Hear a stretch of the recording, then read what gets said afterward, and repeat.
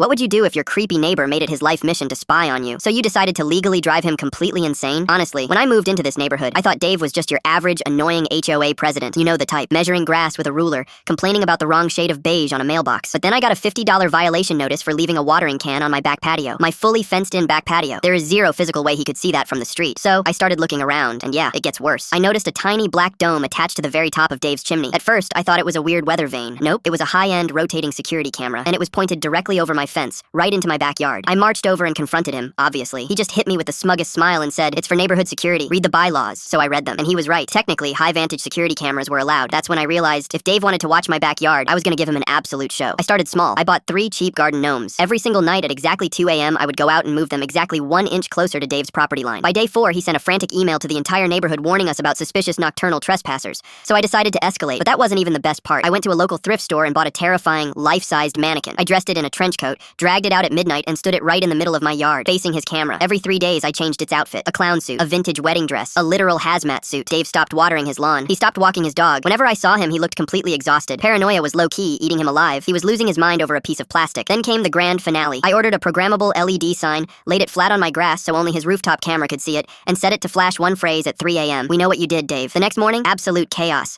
I woke up to flashing lights and 2 police cars parked in front of his house. Dave was standing in his driveway in his bathrobe, screaming at the cops, pointing at my house, swearing that an underground cult was operating in my backyard. The officers came over, looked at my perfectly normal, empty grass, because I'd obviously hidden the sign and the mannequin at 4 a.m., and looked back at Dave like he belonged in a psych ward. They didn't arrest anyone, but they did end up citing him for misusing emergency services. Dave stepped down from the HOA and moved out 2 months later. The new neighbors are honestly super chill, but I left 1 garden gnome right against the fence, facing his old bedroom window, just in case.